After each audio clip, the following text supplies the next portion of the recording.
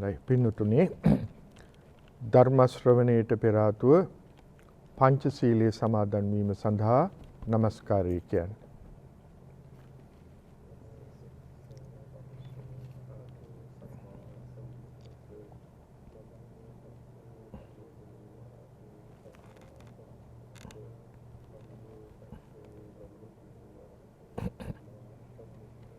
බුද්ධං සරණං ගච්ඡාමි ධම්මං සරණං ගච්ඡාමි සංඝං සරණං ගච්ඡාමි ဒုတိယံ පි බුද්ධං සරණං ගච්ඡාමි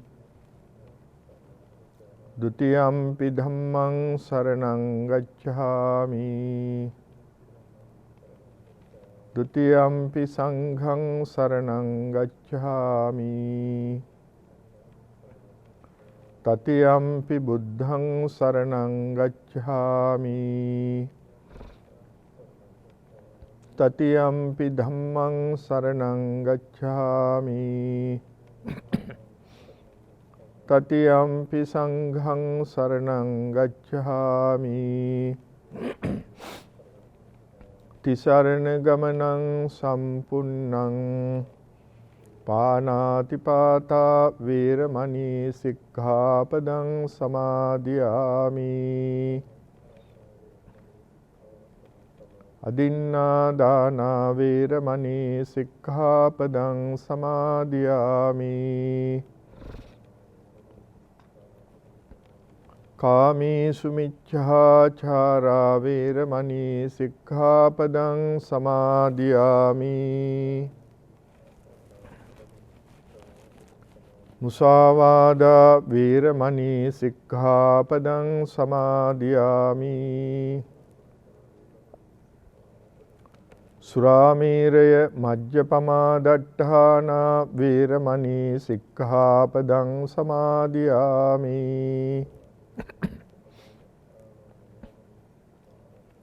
අප්පමාදේන සම්පාදේත සමන්තා චක්ඛවාලේසු අත්‍රා ගච්ඡන්තු දේවතා සද්ධම්මං මුනි රාජස්ස සුනන්තු සග්ග මොක්ඛදං ධම්මස්සවන කාලෝ අයං භදංතා ධම්මස්සවන කාලෝ අයං භදංතා ධම්මස්සවන කාලෝ අයං භදංතා නමෝ තස්ස භගවතු අරහතෝ සම්මා සම්බුද්දස්ස නමෝ තස්ස භගවතු අරහතෝ සම්මා සම්බුද්දස්ස නමෝ තස්ස භගවතු අරහතෝ සම්මා සම්බුද්දස්ස කතමෝ චෞසෝ සම්මා සංකප්පෝ නෙක්ඛම්ම සංකප්පෝ අව්‍යාපාද සංකප්පෝ අවිහිංසා සංකප්පෝ අයං උච්චතාවසෝ සම්මා සංකප්පෝති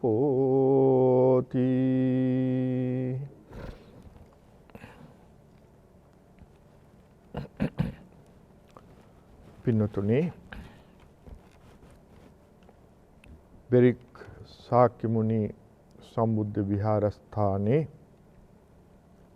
වස්සාන කාලයේ පුරා පැවැත්වෙන ධර්මදේශනා මාලාවේ තවත් එක් ධර්මානුශාසනාවකටයි ඔබ මේ සවන් දීමට බලාපොරොත්තු වෙන්නේ. ලැබුණ මාතෘකාව ආර්ය අෂ්ටාංගික මාර්ගයේ දෙවැනි අංගය වන සම්මා සංකප්පේ පිළිබඳව මාතෘකා කරගෙන ධර්මදේශනා පැවැත්වීමට. එතකොට මාතෘකාව සම්මා සංකප්ප.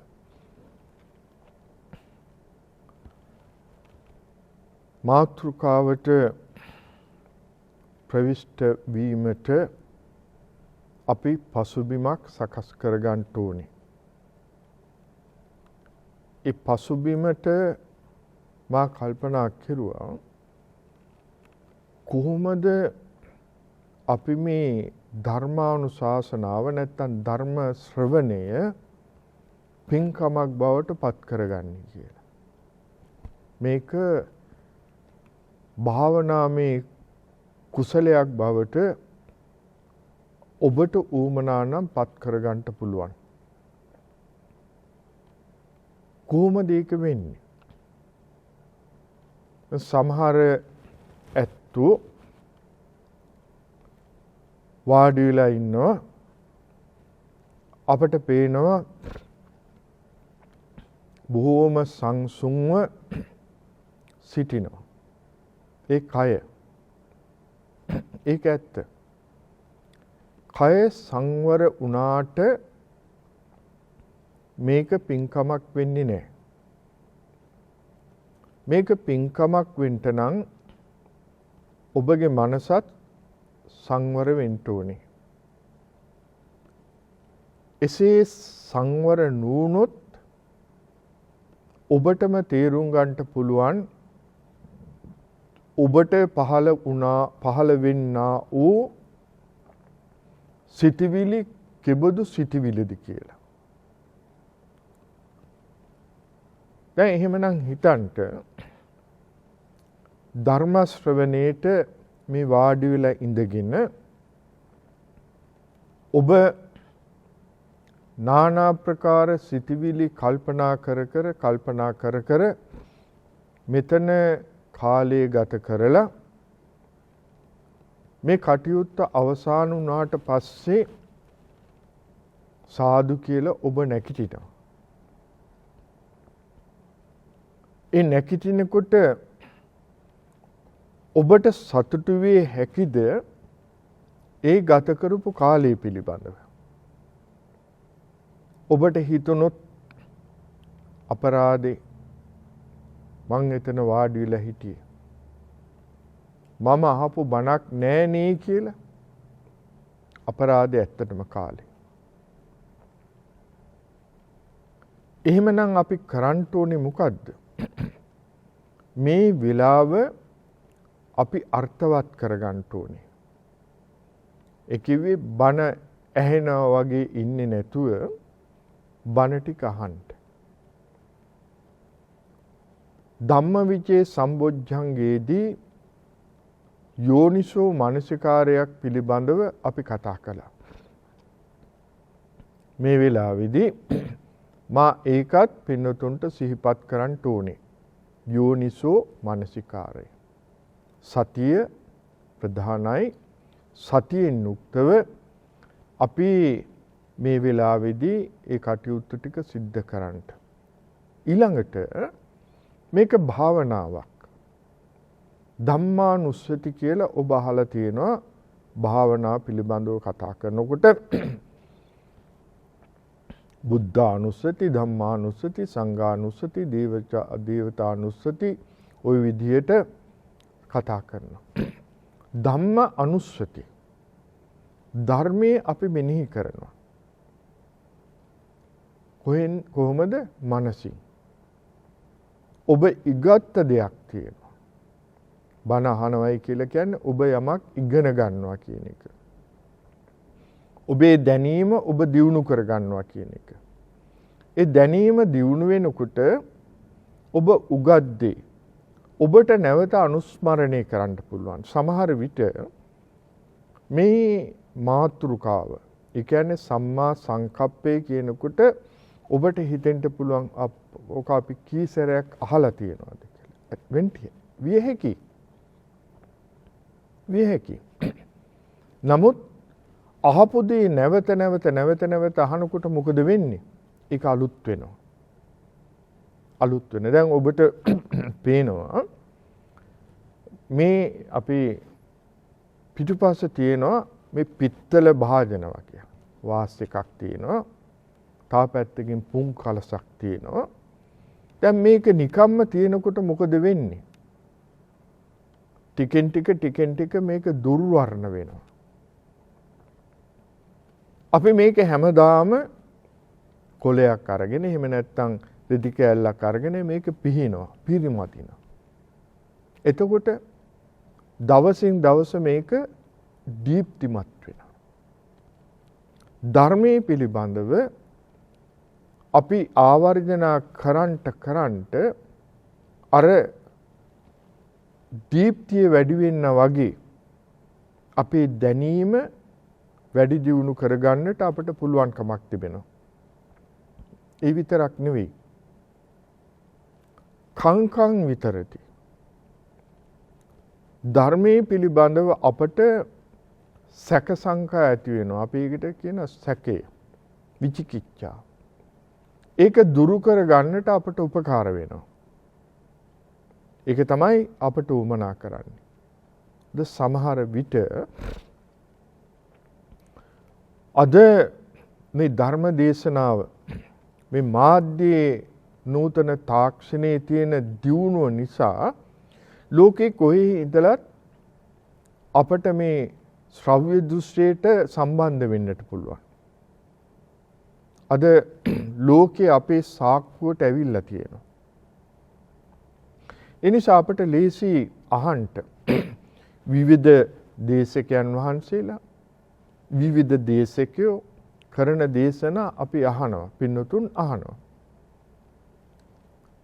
සමහර අවස්ථාවන් වලදී එකම දෙයට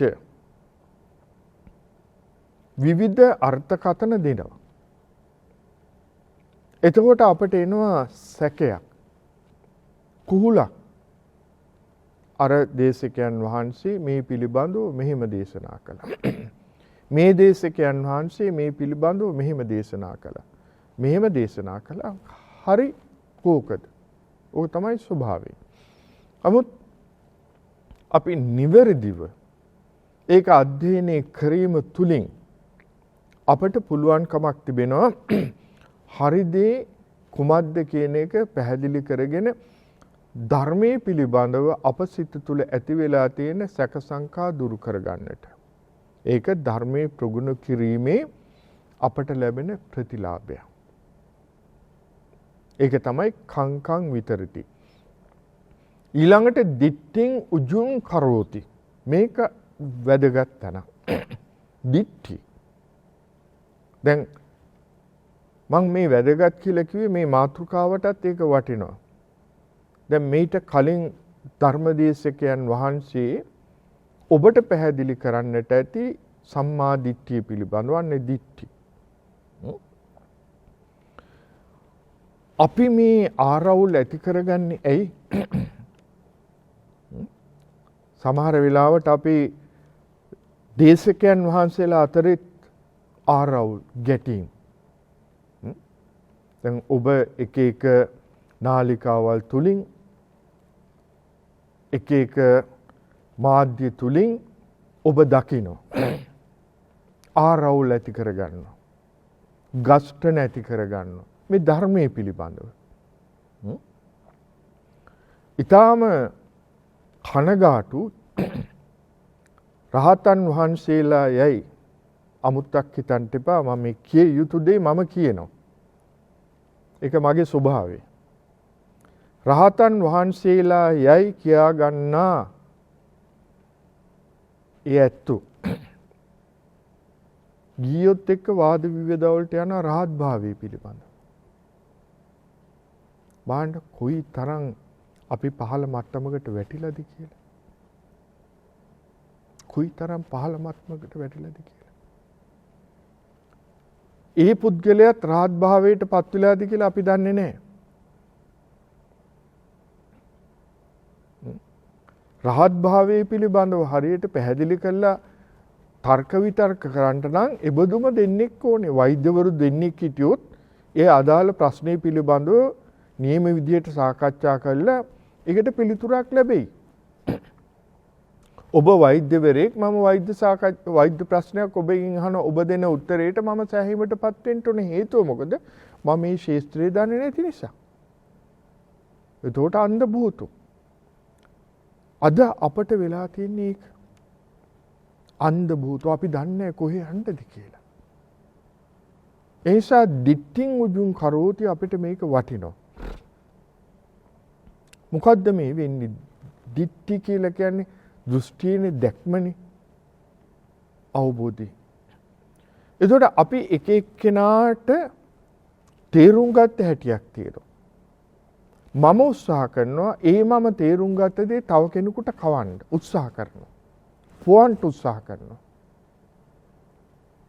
ඔහු උත්සාහ කරනවා ඔහු ලබා ගත්ත දේ තව කෙනෙකුට දෙන්න.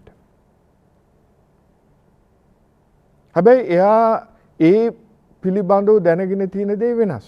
දැන් නිදර්ශනයක් ඇටියට. දැන් ඔබට පේන ඔබ අහලා තියෙන වචනයක් තියෙනවා දෘෂ්ටි විශේෂඥයෝ කියලා. දැන් මම ඒබදු විශේෂඥ කියලා කියන්නේ ඒ කාගේ හරි සේවය මම ලබාගෙන තියෙනවා. ඔබට පේනවනේ මගේ කණ්ණාඩි දෙකක් මම පාවිච්චි කරන්නේ මගේ දෘෂ්ටිය වැරදි නිසා. ඒ කියන්නේ පෙනීම. මේ ආගමික වශයෙන් කතා කරන දෘෂ්ටිය නෙවෙයි. මගේ මේ පෙනීමේ යම් කිසි දුර්ලභකමක් තියෙන නිසා මම ඒක සකස් කරගන්නට, නිවැරදි කරගන්නට මම උපකරණයක් පාවිච්චි කරලා තියෙනවා. දැන් අපේ මේ මහත්යත් මෙතන පටිගත කරන මහත්යත් අනිත් මහත්යත් ඒ දෙන්නමත් ඒබඳු උපකරණ දෙකක් ඒක මට ලේසි. මේ කාරණේට ප්‍රවිෂ්ඨ වෙන්න. අපි මෙහෙම හිතමු. මම මේ පාවිච්චි කරන මගේ උපකරණේ එහෙම නැත්නම් මගේ මේ උපස්සියවල කණ්ණාඩි තේරෙන භාෂාවෙන් කියනවා නම් මම මේකට පාට කණ්ණාඩි කොළ කැලි දෙකක් අලව ගන්නවයි කියලා කියන්නේ. අපි කියමු මම කොළ පාට කොළ කැලි දෙකක් අලව ගත්තා. අපේ මේ ඉස්සරහෙන් වාඩි වෙලා ඉන්න මහත්තයා රතු පාට කොළ කැලි දෙකක් අලවගෙන ඉන්නවා. අපේ වම් පැත්තෙන් වාඩි වෙලා ඉන්න මහත්තයා රතු පාට කොළ කැලි දෙකක් අලවගෙන ඉන්නවා. දැන් අපි තුන්දෙනාගේම දෘෂ්ටිය වෙනස්. මට පේන්නේ කොළ පාටට, අපේ මහත්තයාට රතු පාටට, අර මහත්තයාට නිල් පාටට, ওই විදිහ රතු පාටට ওই විදිහට පේනවා. දැන් මෙතන තියෙනවා කොළයක්. ඔබට මේක පැහැදිලි. දැන් මම මේක මේසොඩ දාලා අපේ මහත්තයාට කිව්වොත් මහත්තයෝ අතන තියෙනවා කොළ පාට කොළ කෑල්ලක්.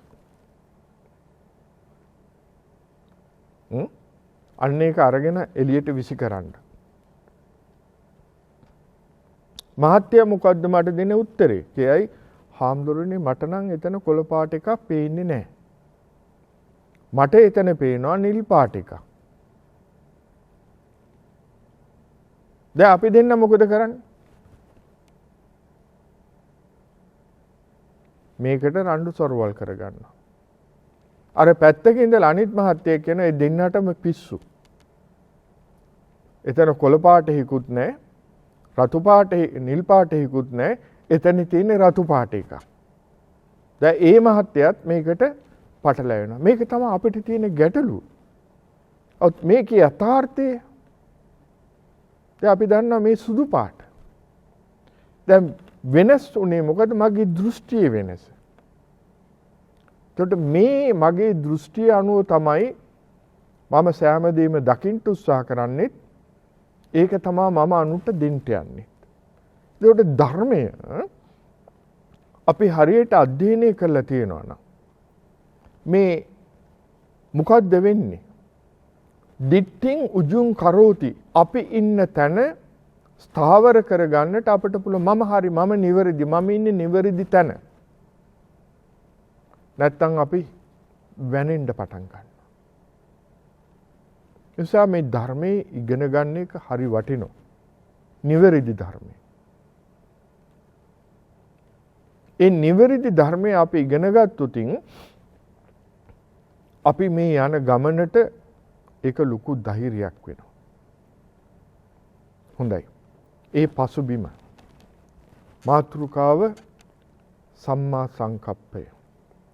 ආර්ය අෂ්ටාංගික මාර්ගයේ දෙවෙනි අංගය. ආර්ය අෂ්ටාංගික මාර්ගය කියලා කිව්වේ සත්‍ය හතරක්. මං අද මේ පටිගත කරන්නේ ඇසළ මාසයේ අවසාන භාගය. මේ ඇසළ පෝය බොහොම වටින මාසයක්. පෝයක්. මොකද ලෝකෙට රත්න දෙකක් පහළ වෙච්ච දවස. පළවෙනි එක ධර්ම රත්නය, දෙවෙනි එක සංඝ රත්නය. තථාගතයන් වහන්සේ හාපුරා කියලා තමන් වහන්සේ අවබෝධ කරගත් ධර්මය ලෝකෙට එලිපෙහෙලි කරපු දවස. ඒ නිසා ධර්ම රත්නය පහළ වුණා. ඒ අවබෝධ කරගත්ත කොණ්ඩඤ්ඤ තාපසයන් වහන්සේ නිසා සංඝ රත්නය පහළ වුණා. එතකොට මේ ඇසල පෝය ඇසල මාසයේ බෞද්ධ අපට වටිනවා. ඒ ඇසල මාසයේ තමයි තථාගතයන් වහන්සේ හාපුරා කියලා පස්වග තවුසන්ට ධම්මචක්කප්පවත්තන සූත්‍රයේ දේශනා කළේ. ඒ ධම්මචක්කප්පවත්තන සූත්‍රයේ තමයි මේ ආර්ය අෂ්ටාංගික මාර්ගයේ පළවෙනි වතාවට බුදුහාමුදුරුවෝ ලෝකෙට හෙළි කළේ.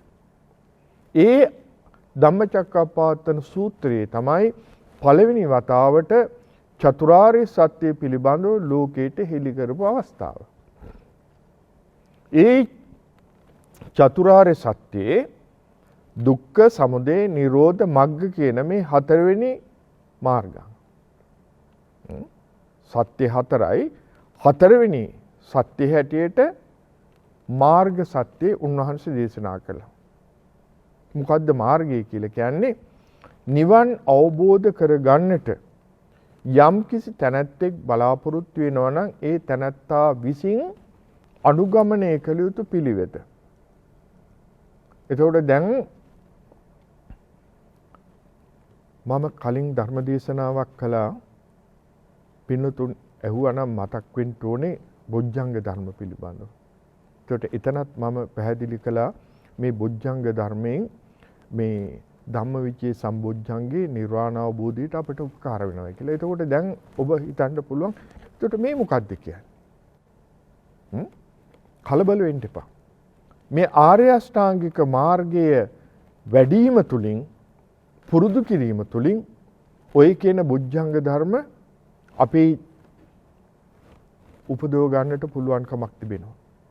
මොකද ආර්ය අෂ්ටාංගික මාර්ගයේ තුල ඒ ටික තියෙනවා. මම සැකමින් ඒ පිළිබඳව ඔබට සිහිපත් කරන්නම්. හොඳයි. ඉතින්සලා බලමු මොකද්ද මේ අට්ඨාංගික මග්ග කියලා කියන්නේ? අයමේව අරියෝ අට්ඨාංගිකෝ මග්ගෝ කියලා කිව්වනේ. සම්මා දිට්ඨියෙන් පටන්ගෙන සම්මා සමාධියෙන් අවසන් මේක ඔබ දන්නවා. එතකොට මේ අංග 8 ප්‍රධාන කොටස් තුනකට බෙදුවනේ. සීල, ඊළඟට සමාධි, ඊළඟට ප්‍රඥා. කොටස් තුන. එතකොට මේ මාර්ගාංග දෙකක් සම්මා දිට්ඨි සම්මා සංකප්ප මේක කොහාටද වැටෙන්නේ? ප්‍රඥා කියන කොටසට. තව තියෙනවා කොටස් දෙකක්. සීල, සමාධි. සම්මා වාචා, සම්මා කම්මන්ත, සම්මා ආජීව සීලයක ඉස්සරහට පින්නතුන්ට ඒ දේශකයන් වහන්සේලා සිහිපත් කරා. මම මේ මතක් කරගන්නේ අපිට මේකට අවශ්‍ය කරන පසුබිම සකස් කරගන්න. ඊළඟට සම්මා වායාම, සම්මා සති, සම්මා සමාධි කියන මේ අංග තුන සමාධියට වැටෙනවා. ඒකට සීල, සමාධි, ප්‍රඥා. මතක තියාගන්න. සීලය නැතුව සමාධිය ඇති කරගන්න බෑ. සමාධිය නැතුව ප්‍රඥාවක් ලබන්න බෑ.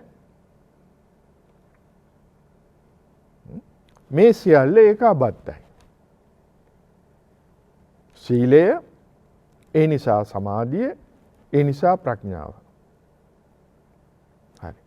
දැන් මේ ආර්ය අෂ්ටාංගික මාර්ගයේ දැන් මේ මම කතා කරන සම්මා සංකප්පේ වැටෙන්නේ එතකොට කොයි කොටසටද? ප්‍රඥා කියන කොටසට. ඒක හරිනම් අපි කතා කරන්න ඕනේ දේශනාවේ අවසාන භාගයට. මේක මුල සීලය, ඒකේ ප්‍රතිඵලය මෙන්න සමාධිය, සමාධියේ ප්‍රතිඵලය තමයි මෙන්න මේ ටික කියලා. නමුත් මේ ආර්ය අෂ්ටාංගික මාර්ගයේ තියෙන පිළිවෙල අනුව මේ දේශනා කරන්න. ඒ නිසා තමයි ගිය සතියේ ඔබ සම්මා දිට්ඨිය පිළිබඳව ශ්‍රවණය කළේ. අද සම්මා සංකප්ප පිළිබඳව. හොඳයි. කතමෝ චාවුසෝ සම්මා සංකප්පෝ. එවත්නි බුදුරජාණන් වහන්සේ භික්ෂුන් වහන්සේලාට මතක් කරනවා. මහණෙනි, මොකද්ද මේ සම්මා සංකප්ප කියලා කියන්නේ? නෙක්ඛම්ම සංකප්පෝ, අව්‍යාපාද සංකප්පෝ, අවිහිංසා සංකප්පෝ. නෙක්ඛම්ම සංකල්පය. නෙක්ඛම්ම අපි විග්‍රහ කරමු. නෙක්ඛම්ම අපි දැනට ගන්නකො නික්මීම කියලා. සරලව අපි විග්‍රහ කරනවා. ඊළඟට අව්‍යාපාද. අපේ සිත තුළ ව්‍යාපාදේ තරහව, ක්‍රෝධ, වෛර නැතිකම. ඊළඟට අවිහිංසා. අපේ සිත තුළ මෛත්‍රී සහගත සිතවිල්ල, කරුණා සිතවිල්ල පහළ කර ගැනීම. අව්‍යාපාදේ මෛත්‍රියට දාන්නකෝ. අව්‍යාපාද කියලා කියන්නේ අවිහිංසා කියලා කියන්නේ ඒකට කරුණාව. මේ තුන පිළිබඳව අපි කතා කරමු. ඊට කලින් මේකේ ප්‍රතිවිරුද්ධ දෙයක්ත් තියෙනවානේ. ඇයි බුදු කෙනෙක් සම්මා කියන වචනේ පාවිච්චි කළේ? මොකද ලෝකේ ඒකට විරුද්ධ ධර්මතාවයන් තිබුණා. මොනවාද? මිච්ඡා දිට්ඨි, මිච්ඡා සංකප්ප, මිච්ඡා වාචා, මිච්ඡා කම්මන්ත ඔය විදිහට තිබුණා.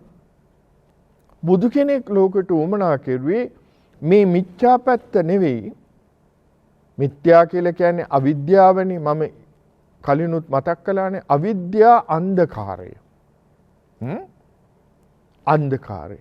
මේ අන්ධකාරයෙන් අපි මුදවලා විද්‍යාව අපි තුල උපදව ගන්නට. ඒක තමයි ධම්මචක්කප්පවත්තන සූත්‍රයේ තථාගතයන් වහන්සේ දේශනා කළ චක්කුං උදපාදී, ඥානං උදපාදී, පඤ්ඤා උදපාදී, විද්‍යා උදපාදී, ආලෝක උදපාදී. මෙන්න මේ ටික අපි තුල ඇති කරවලා දෙන්න. මේ ටික අපි තුල ඇති කරලා දෙන්න මේක උපකාර වෙනවා. හොඳයි. දැන් අපි හොඳ පැත්ත කතා කරන්න කලින් මේකේ අනිත් පැත්ත මිච්ඡා කියන පැත්ත කතා කරගමු. එතකොට ලීසිය අපට. මිච්ඡා සංකප්ප කියලා කියපහම මොනවාද? කාම සංකප්ප, ව්‍යාපාද සංකප්ප, හිංසා සංකප්ප. දැන් මේවා තමයි නිරතුරු පුහුදුන් අපි තුල ඇති වෙන ධර්මතාවයන්. ඔබ තුලත් මා තුලත් අපි හැමෝම ප්‍රත්‍යඥනම් අපි හැමෝම තුල ඇති වෙන ධර්මතාවයන්. කාම සංකප්ප. දැන් මේ කාම කියපුවහම සමහර වෙලාවට අපේ හිත එකපාරට ග්‍රහණය වෙන පැත්තක් තියෙන්න පුළුවන්. ඒකම විතරක් නෙවෙයි. කාම කියලා කියන්නේ කැමැත්ත. අපිට තියෙන ඉන්ද්‍රියන් පහක්. ඇස, කන, නාසය, දිව, ශරීරය. දැන් මේ ඉන්ද්‍රියන් තිබුණ ඵලියටම අපට සංකප්ප ඇති වෙන්නේ නැහැ. තේරුණානේ? ඉන්ද්‍රියන් තිබුණ පමණකටම අපට සංකප්ප ඇති වෙන්නේ නැහැ. නිදර්ශනය. දැන් ඔබ හිතන්ට කොතනකට හරි ගිහිල්ලා වාඩි වෙලා ඉන්නවා ශූන්‍ය පරිසරයක්. ගහක් නැහැ, කොළක් නැහැ, සතෙක් නැහැ, සිව්පාවෙක් නැහැ, සත්වෙක් නැහැ, මොකක්වත් නැහැ. හිස් අහස විතරයි බැලු බැල්මට අපට තියෙන්නේ. එතකොට ඇහැට ආරම්මණයක් නැහැ. ඇහැට ආරම්මණයක් නැත්තම් ඒ නිසා උපදින සිතුවිලි ඇතිවෙන්න විදියකුත් නැහැ. තේරුණානේ? මේ ඇහැට අරමුණු තියෙන්න ඕනේ. ඇහැට අරමුණු තමයි රූපාරම්මණය. මෙන්න මෙතනයි තියෙන ප්‍රශ්නේ. ඇහැට අරමුණක් වුණා රූපයක්. එතකොට මේ රූපේ පිළිබඳව මගේ දෘෂ්ටිය කෙබඳුද?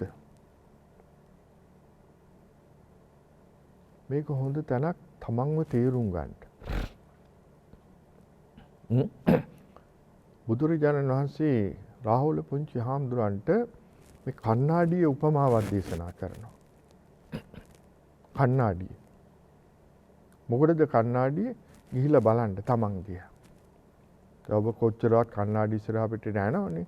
රවුල කපන්න, මූණට පවුඩර් ටික දාගන්න, හැඩ වැඩ වෙන්න, වට මේවට කණ්ණාඩි ඉස්සරහා පිට ඇඳුම අඳිනකොට අපි ඒ අඩුපාඩු ටික සකස් කරගන්න බොහෝ වෙලාවට කණ්ණාඩි ඉස්සරහා පිටට යන්නේ. ඒ වගේ ඔබේ ජීවිතයේ ඔබ කණ්ණාඩියක් කරගන්න. කොහොමද කණ්ණාඩිය කරන්නේ? රූපයක් වෙන ආරම්මණයක් හැටියට ඇහැට මේ ආරම්මණය ආපු ගමන්ම ඔබට ඇතිවෙන සිටිවිලි කෙබඳුදයි ඔබ කල්පනා කරලා බලන්න.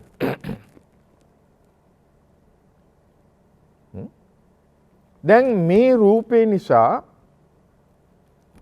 ඔබට සිටිවිලි දෙකෙන් එකයි උපදින්නේ. මොකද්ද? එක්ක ඔබ තුල ඇලීමක් ඇති වෙනවා.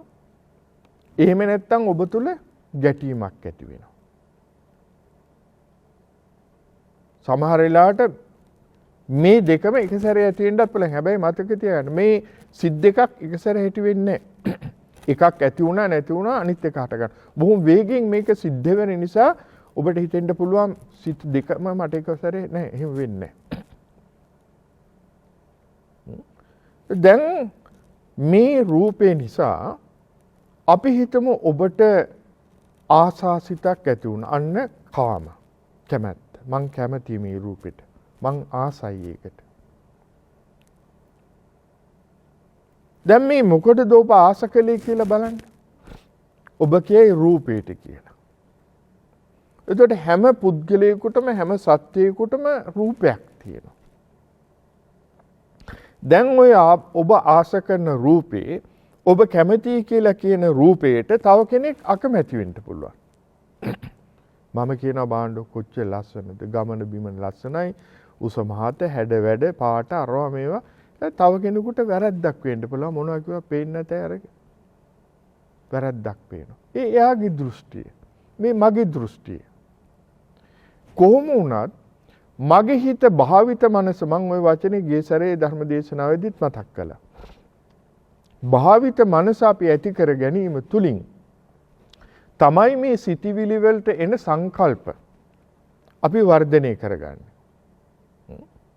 එතකොට ආසාසිත, කාම සිටිවිල්ල, රාග සිටිවිල්ල, කෙබඳු සිටිවිල්ලක් හෝ වර්ධනය වෙන්නේ අර මම රූප ධර්මයන් එක්කලා පුරුදු කරලා තියෙන හැටියට.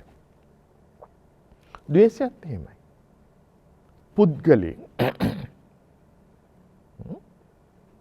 දැන් මේ පුද්ගලයා නෙමෙයිනේ ද්වේෂේ.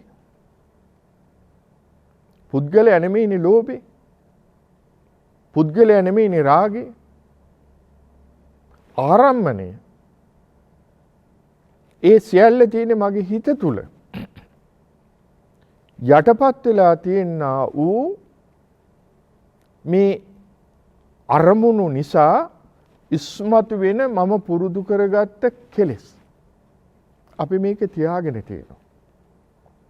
ලාටු.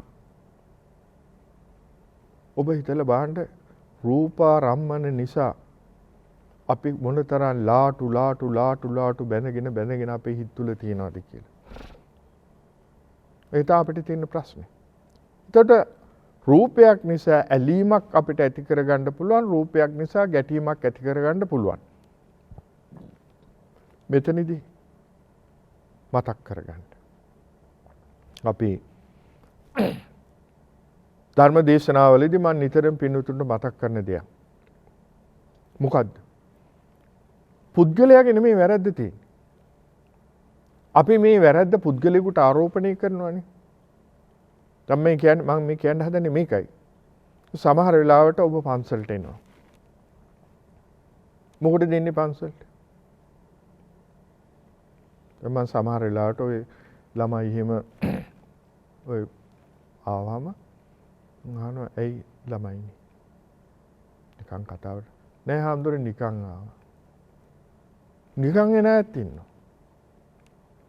පින් කරගන්න එන අයත් ඉන්නවා. වඳින්න එන අයත් ඉන්නවා. නිකන් බලලා යන්න එන අයත් ඉන්නවා. කමක් නැහැ. හරි දැන් අපි හිතන්න පන්සලට ආවයි කියලා. මොකකට හරි නිකන් ආවා හරි බුදුන් වඳින්න ආවා හරි හාමුදුරු හම්බෙන්න ආවා හරි බණට ආවා හරි මොකකට හරි. ඔබ වාහනේ නවත්තලා වාහනේ බහින්න හදනකොට තව වාහනයක් ඇවිල්ලා එතන නැවතුවයි කියලා හිතන්නකෝ. අපි නිකමට බලනවානේ මේ කවුද ආවේ කියලා. දොර ඇරලා බහිනකොට ඔබට පේනවා අස්සන රූපයක්. දැන් බලන්න ඔබට මොකද වෙන්නේ කියලා. දැන් ඔස්සේ යනවා. ඔස්සේ යනවා. දැන් මේක මම සමහර වෙලාවට අපේ ඇත්තන්ට කියනවා දැන් ඔබ හිතන්නකෝ ඔබ වාහනේ රාජකාරියට යනවායි කියලා. වාහනේ රාජකාරියට යනකොට අර සංඥා පූර්වක් තියෙන. ඔබ දන්නවනේ රතු වැටෙනවා, ඊට පස්සේ කහ පාට වැටෙනවා, කොළ පාට වැටෙනවා. දැන් ඔබ ඉස්සරහා පිට සංඥා පූර්ව රතු පාට වැටුණා. ඒ කියන්නේ ඔබ නවතිනවා. ඔබ නැවතිලා ඉන්නකොට ඔය සංඥා පූර්ව ඉදිරි පිටින් ගමන් කරනවා පිරිසක්. ඔය අතරේ ලස්සන රූපයක් තියෙන තරුණියෙකුත් යනවා. නිදර්ශනය. දැන් බැලෙන්නේ නැද්ද ඔබට? ඔබ බැලෙන්නේ නැහැ කියනවා නම් ඒක බොරු. අපේ හිත පුරුදු කරලා තියෙන හැටි අනිවාර්යෙන් අපි බලනවා. අපේ ඇහත් එක්කම යනවනේ බලන්න. අර තැනැත්තියත් එක්කම අපි ඇහත් ගමන් කරනවා. එහා පැත්තට යනකොටත් අපි බලාගෙන ඉන්නවා. පිටිපස්සේ හෝන් ගහනවා. ඇයි? රතු ඉවරයි දැන් කොලත් වැටිලා. දැන් මම යනවා. යන ගමන් මොකද කරන්නේ? සංසන්දනය වෙනවා. කායකද සංසන්දනය වෙන්නේ? ගෙදර උන්දත් එක්ක. දැන් ප්‍රශ්නයක් මට. වැඩට යනවා රූපයක් අරගෙන. වැඩ කරන්න බෑ මගේ මනස සූදානම් නැහැ. සංසන්දනයත් කළා බැලුවා. නන්ද හාමුදුරන්ට වෙච්ච වැඩේ වගේ මට පේන්නේ. දැන් මම මේක ඔළුවේ හිතාගෙන වැඩපලේ කවුරු හරි ඉන්නවනම් මගේ ප්‍රධානිය මං කියලා කියනවා I am not well today, I have to go home.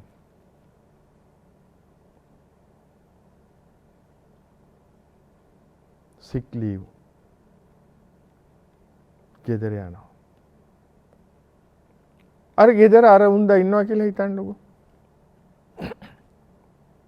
ඇයි අප්පා අද වේල පහින් ආවේ? සනීප නෑ ඔයි. ඇයි? ඔළුව කැක්කුම. අනේ අර උන්දා මේ ලෝකේ දෙයක් දන්නේ නැහැ වතුරු වීදුරුත් එක්කලා පැන්ඩෝල් පෙත්තක් ගෙනත් දෙනවා. පැනඩෝල් නෙමෙයි ඕයි බොණ්ඩ ඕනේ යටින් හිතනවා පොලිඩෝල්.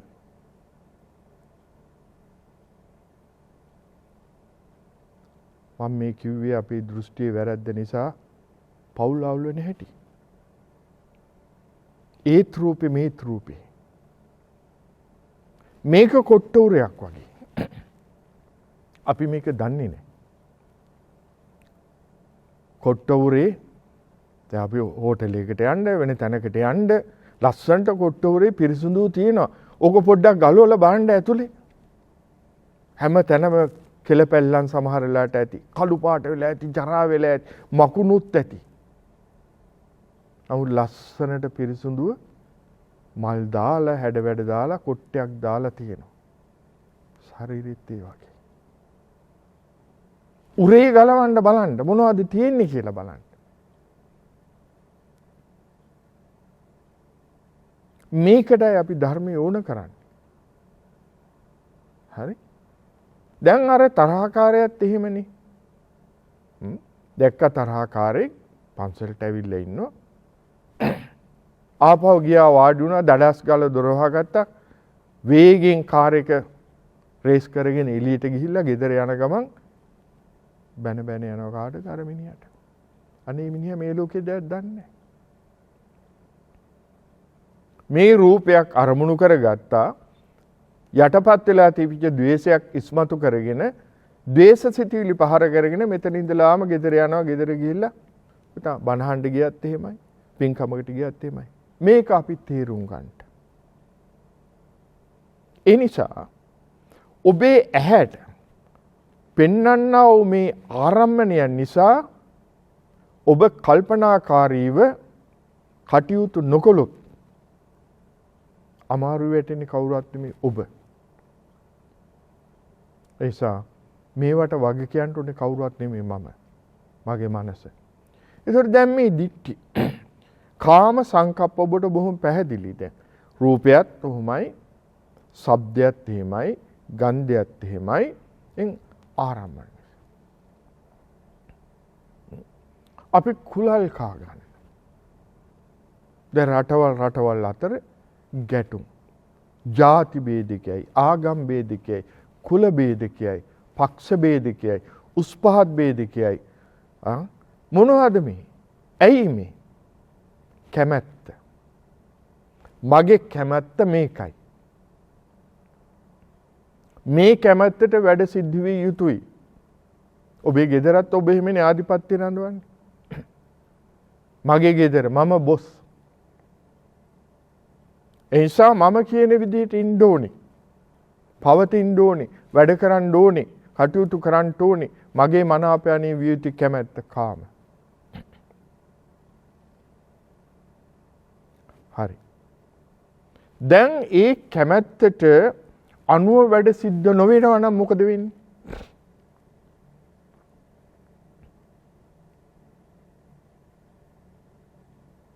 ව්‍යාපාද. ඔබට ඇති වෙනවනේ තරහ. මං කියලා ගියා මේ වැඩේ කරන්න කියලා මං එනකොට බලාපොරොත්තුනේ කරලා තියයි කියලා ඒ වෙලාව තිබුණේ නැහැ තරහ. ද්වේෂේ. මගේ දරුවෝ පාඩම් කරන්නේ මං කියලා තියෙනවා පාඩම් කරන්න කියලා. මගේ කැමැත්ත පාඩම් කරන එක ඒගොල්ලන්ගේ කැමැත්ත අර මොනවද ටුට්ටුක් ගහන එක මට ඇති වෙනවා ද්වේෂේ.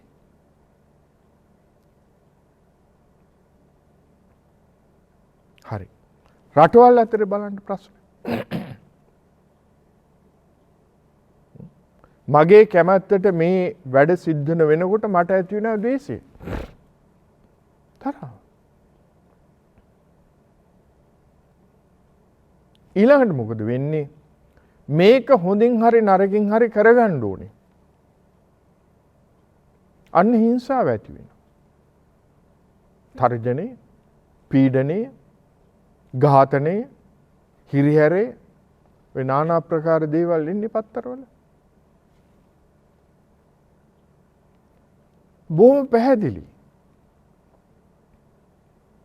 කාම සංකප්ප, ව්‍යාපාද සංකප්ප, හිංසා සංකප්ප. අද ලෝකේම අර්බුදය උන්නෝක.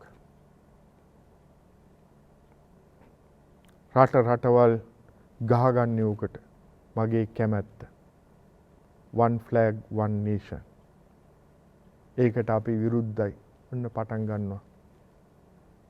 විරෝධතාවය. ඒකටත් නැමෙන්නේ නැතිකොට ඔන්න හිංසාව. ඝාතනෙන් හරි කමන්නේ මේ ටික මෙයා කරගන්න. මෙන්න මේ ප්‍රශ්නේ බුදුහාමුදුරුවෝ ලස්සනට දැක්කා. මේ මිනිස්යා අතරේ තියෙන මේ අරගලේ මේක බල අරගලයක්. ඇයි මේ බල අරගලය අපේ සිටිවිල අපේ සිත්වල ඇති වෙන සිටිවිල වල ප්‍රශ්නේ වෙන දෙයක් නෙවෙයි. ඒ ප්‍රශ්නෙට හේතුව මොකද්ද? කලින් ධර්ම දේශනාවේ සාකච්ඡා කරුවේ දෘෂ්ටිය වැරද්ද. ඔබේ දෘෂ්ටිය නිවැරදි නම් යථාබෝධය ඔබට තියෙනවා නම් ඔබ තුළ ඇතිවෙන සිටිවිලිත් බොහොම හොඳයි. එතකොට මේ අරගලේ බුදුහාඳුරු දුටුවා. බුදුහාඳුරු ධම්මපදයේ බොහොම ලස්සන දේශනාවක් කළා. මේක මම ඔය සමහර රටවල් වලට ගිහිල්ලා කතා කරන්න ඕන විච වෙලාවට මම කතා කරනවා. මොකක්ද දේශනා කරන්නේ? යෝ සහස්සං සහස්සේන සංගාමේ මානුසේ ජිනී ඒකාංච ජීයත්තානං සවේ සංගාමුත්තමෝ. මේ UN එකේදී මෙහිදී මම ඕක කිව්වා. රටවල් ගැන කතා කරනවා. කාම සංකප්ප, ව්‍යාපාද සංකප්ප, හිංසා සංකප්ප. ඔත් බුදුහාඳුරෝ මොකද්ද දේශනා කරේ? යම් කිසි මිනිස්සෙක් සිය දහස් ගණන් නැති කරලා හෝ පරාජය කරලා හෝ මම ජයග්‍රහණයක් ලබා ගත්තායි මම දිනුවයි කියලා ප්‍රකාශ කිරීම නියම ජයග්‍රහණයක් නෙවෙයි. ඒ කාංච ජයත්තානං සවේ සංගාමුත්තමෝ. ඔබ තුල සංග්‍රාමයක් ආධ්‍යාත්මික වශයෙන් ඔබ සටනක් කරන්න. ඇයි මේ අප තුල ඉන්නව නොපෙනෙන සතුරෙක් කෙලෙස් සතුර. ඒ කෙලෙස් සතුරා සමග සටන් කරලා කවදා හරි ඔබට ජය ගන්නට පුළුවන් නම් අන්න ඔහු තමයි නියම ජයග්‍රහණය ලැබපු පුද්ගලයා මේ ලෝකේ. බාණ්ඩ කොච්චර වටිනවද කියලා. ඕක පින්නතුන් බය නැතුව ඕන තැනක කියන්න. මේක තමයි බුදුහාමුදුරු අභීතව අපට උගන්වපු දේ. ඔබත් ජය ගන්නට. ඔබේ ආධ්‍යාත්මේ ජය ගන්නට. මොකද නොපෙනෙන සතුරෙක් අපි තුල ඉන්නවා. ඒ කෙලෙස් සතුරා මේ ලෝකේ විනාශ කරන. අද අපි හැම දිනම මේ ව්‍යසනයට පත් වෙලා තිබෙන්නේ ඒකයි. දැන් මේකට ප්‍රතිවිරුද්ධ දේ මාතෘකාව නික්කම්ම සංකප්ප, අව්‍යාපාද සංකප්ප, අවිහිංසා සංකප්ප. මොකද්ද නික්කම්ම කියලා කියන්නේ? නික්මීම. අපි මේකේ බැහැර වෙනවා. මේකෙන් බැහැර වෙනවා කියලා කියන්නේ අරඤ්‍යගතෝවා, රුක්කමූලගතෝවා, ශුඤ්ඤාගාරගතෝවා කියන එක පැත්තක්. ඒක එක පැත්තක්. එතකොට ගෘහස්ත ජීවිතයක් ගත කරන ඔබ දැන් සමහර වෙලාවට අපිට ඇහෙනවා ගීයක් හැටියට ඔබ පවුලක් රකින්න ඒවෙන් ඈත් වෙන්න, දරුවන්ගෙන් ඈත් වෙන්න, මේවෙන් ඈත් වෙන්න කී සමහර දේශනා තියෙනවා. ඈත් වෙන්න පුළුවන් නම් හොඳයි. එතකොට මේ බන්ධනයේට මේ ඇති කරගත්ත සම්මුතියට මොකද වෙන්නේ? මගේ ආත්මාර්ථය තව කෙනෙක් විපතට පත් කිරීම නෙවෙයි. ඒක ඔබට ප්‍රශ්නයක් ඇති වෙන්නේ සිද්ධාර්ථ කුමාරයා දැන් සමහර ඇත්තු කියනවනේ. සිද්ධාර්ථ කුමාරයා මොනතරම් ආත්මාර්ථකාමී පුද්ගලයෙක්ද? රාහුල කුමාරයා පැත්තක දාලා, යසෝදරා පැත්තක දාලා මේ ආත්මාර්ථකාමී නෑ. ඒ ආත්මාර්ථකාමී ගමනේ යන්නවයි කියලා එතුමිය දැනගෙන හිටියා. කවදා ඉඳලාද? දීපංකර බුද්ධ කාලේ ඉඳන්. සුමේද තාපසයා වෙලා ඉපදිලා දීපංකර බුදුහාමුදුරන්ට සේතුවක් වෙලා තමන්ගේ ජීවිතේ පූජා කරපු වෙලාවේ එතන හිටපු තරුණිය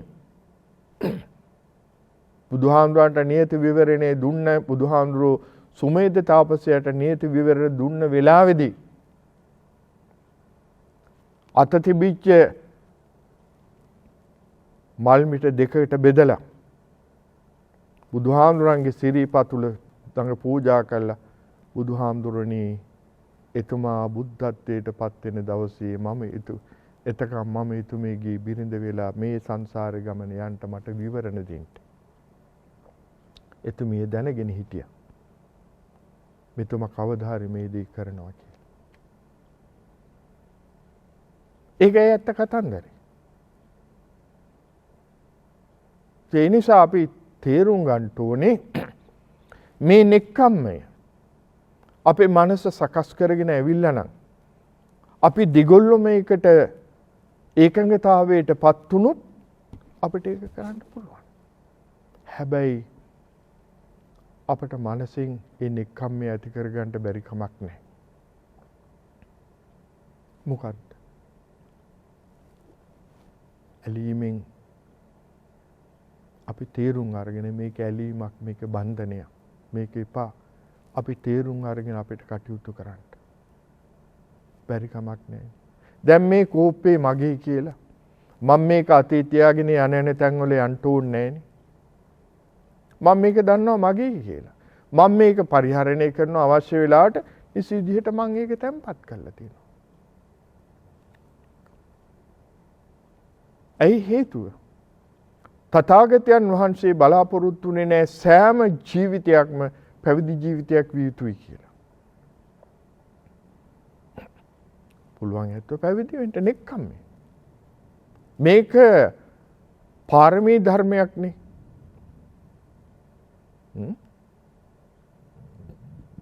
නෙක්ඛම්ම පාරමිතාවක්.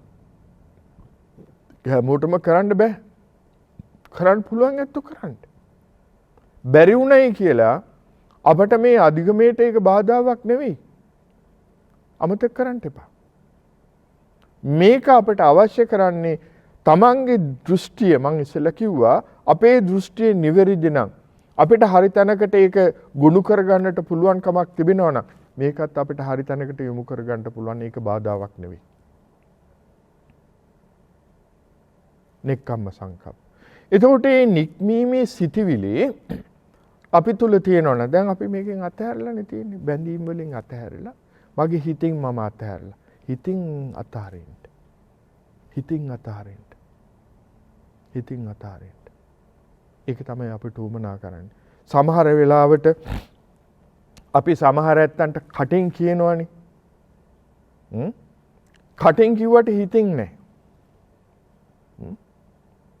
හැබැයි හිතින් තියෙන්න ඕනේ. අත්හරින එක කටින් කියලා නෙමෙයි හිතින් අපි අත්හරින.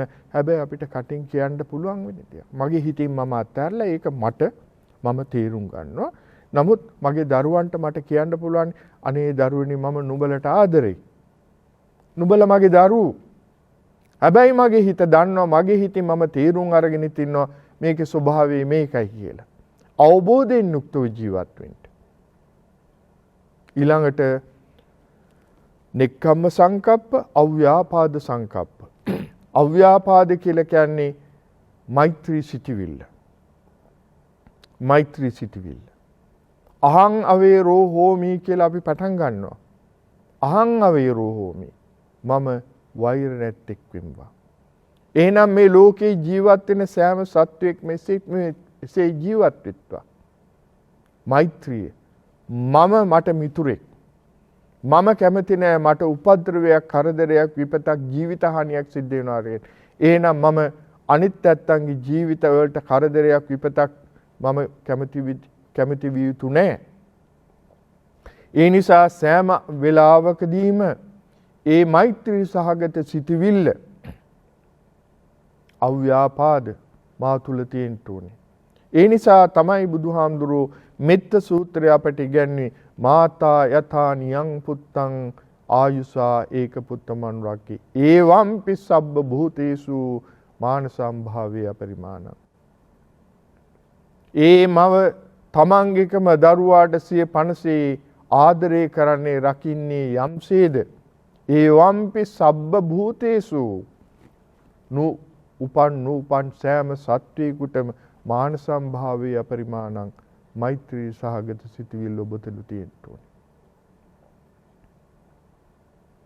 හිංසනේ. ඝාතනේ. ඊළඟට තුන්වෙනි කාරණය බුදුහාමුදුරු දේශනා කරන්නේ අවිහිංසා. අවිහිංසා. නිහිත දණ්ඩෝ නිහිත සත්වෝ ලජ්ජී දයාපන්න සබ්බපාන භූත හිතානුකම්පී විහෙරිස්සාමි. දැන් මේ අව්‍යාපාද අවිහිංසා අපි තුල තියෙනවා නම් පාණාතිපාතා වේරමණී අපි තුල තියෙනවා. බහාතබු දනුමුගුරු ඇත්තේ. අවියාවද නැහැ. මොකටද හිංසාව? දැන් අපි පරම හිංසාව පිළිබඳව කතා කරනවා, සත්ව හිංසාව පිළිබඳව කතා කරනවා. නමුත් අපේ ජීවිත තුළ මේක ක්‍රියාත්මක භාවයට පත්වෙන්න ඕනේ. හැබැයි ඔබ හොඳට මතක තියාගන්න. මේක අවබෝධයෙන් ඇති වෙන්න ඕනේ ධර්මතාවය.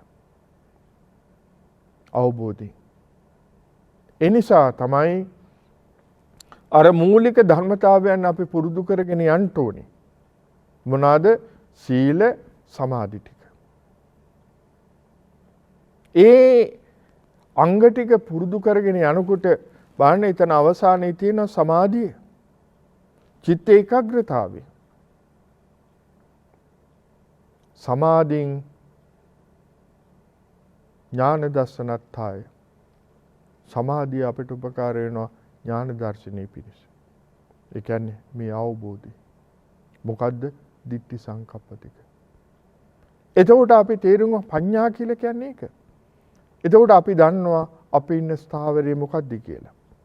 එහෙනම් දැන් ආපහු ඔබ කල්පනාවට ගන්න. මොනවද සම්මා සංකප්පය කියලා කියන්නේ? නෙක්ඛම්ම සංකප්ප අපේ සිත තුළ තියෙන කාමාදී සිටිවිලි ඇතිවෙන්නා වූ ආරම්මන ධර්මයන් නිසා අපි ඒවා අපේ සිතට එන්ට දෙන්නේ නැතුව වැද්ද ගන්නට දෙන්නේ නැතුව අපි ඒවෙන් ඈත් වෙන එක. මේකට සතිය අවශ්‍ය කරනවා. භාවනා ආරම්මණයක් අපට අවශ්‍ය කරනවා. ඒ භාවනා ආරම්මණය තුල බුදුහාමුදුර අපට උගන්වන්නේ මොකද්ද? දිත්තේ දිත්තමත්තං සුතේ සුතමත්තං මුතේ මුතමත්තං විඤ්ඤාතේ විඤ්ඤාතවන පංචේන්ද්‍රයන් ආරක්ෂා කරගන්න හැටි.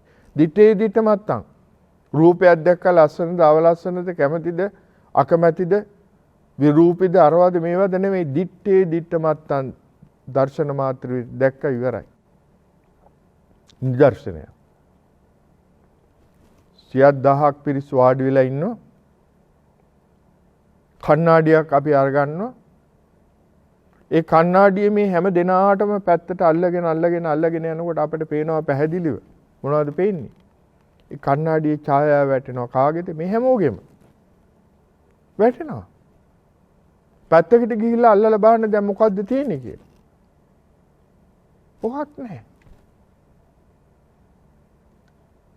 ඔබට කියන්න පුළුවන් මේ කණ්ණාඩි ඡායාව වැටුන්නේ නැහැ කියලා. වැටුණා.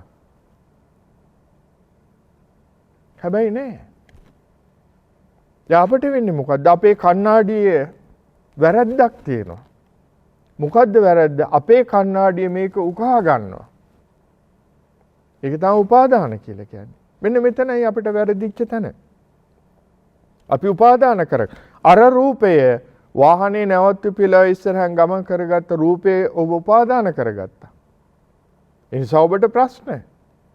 පන්සලට ආවා වාහනේ බහිනකොට අනිත් වාහනේ බෑ පුද්ගලයා ඔබ උපාදාන කරගත්තා. ඒ නිසා ප්‍රශ්න. මේකේ තියෙන බරපතලකම උපාදාන පත්‍ය බහු. අපි භවයක් හදනවා මේකේ. එසා දිත්තේ දිත්තමත්තං මොනවාද? චක්කුණා රූපං දිස්වා නනිමිත්තක් ගාහයුතුයි නානුභ්‍යංජනක් ගාහයෝති යත්වාදිකරණ මේතං චක්කු ඉන්ද්‍රියං අසංතං කියලා බුදුහාමුදුරුවෝ පැහැදිලි කරනවා. ඇහැට රූපයක් දැක්කාම ඒක නිමිති ගන්න එපා. ලස්සනද කළුද සුදුද උසුද මහතද ආදී වශයෙන් නිමිති ගන්න එපා. ඒකේ ස්වභාවය දකින්න. ඒකේ තියෙන පිළිකුල් ස්වභාවය අනිත්‍ය ස්වභාවය ඔබ නුවණින් දකින්න. දැකලා අතාරින්න. ඒක තමයි නෙක්ඛම්ම. එතකොට ඒ නිසා ඔබට ව්‍යාපාදයක් තරහාවක් ඇති වෙන්න හේතුවක් නැහැ. හිංසාවක් ඇති වෙන්න හේතුවක් නැහැ. මගේ කියලා කැමැත්තක් ඇති වෙච්ච තැන තමයි මෙතන තරඟේ තියෙන්නේ. මගේ කරගන්න ඕනේ. කරගන්න බැරි වෙනකොට ඔබේ සිට ද්වේෂය ඇති වෙනවා. ඒ ද්වේෂය නිසා ඔබට හිංසාවකට ලක් වෙන්න සිද්ධ වෙනවා. අද ප්‍රශ්නේ මේක. මේක අපි තේරුම් අරගෙන නිවැරදි මාර්ගයේ ගමන් කරන්න උත්සාහ කරන්නට ඒ වීරිය ඇති කර ගැනීමට ඔබ හැම දිනාටම තුන්රුවන්ගේ ආශිර්වාදය ලැබේවා කියලා මා ප්‍රාර්ථනා කරනවා. පංචශීලයේ සමාදන් වීමෙන් ධර්ම ශ්‍රවණය කිරීමෙන් ජනිත කරගත්තා වූ සීල පිං නමින් ජන්මාන්තරගත සියලු ඥාතීන්ට ලැබේවා. සසර ගමන සුවපත් වේවා. නිවනින් සැනසෙත්වා කියලා අපි සාදු කියලා ප්‍රාර්ථනා කරමු. පින් ගන්නා වූ දෙවියෝ සතුටින් මේ පින් අනුමෝදන් වේවා. දිවසප වැඩි දියුණු කරගනිත්වා. සම්බුද්ධ ශාසනය අපි හැම දිනෙකවත් ඉහින් රැකදෙත්වා. ලෝපුරා පැතිරී තිබෙන ව්‍යසනකාරී දුක්ඛිත රෝගී තත්ත්වය දුරු කරගෙන හැම දිනාටම නිදුක් නිරෝගී සුවපත් භාවී චිරජීවනයේ සලසා ගන්නට සියලු දෙවියන්ගේ ආශිර්වාදය ලැබේවා කියලා සාදු කියලා ප්‍රාර්ථනා කරන්න. ඔබ අපේ හැම දිනාටම ධර්ම දේශනාව තුළින් උපදවගත්තා වූ සීල පුණ්‍ය ශක්තියින් උතුම් ධර්ම අවබෝධය පිණිසම හේතු වේවා කියලා ප්‍රාර්ථනා කරන හැම දිනාටම තෙරුවන් සරණ වේවා කියලා ප්‍රාර්ථනා කරනවා.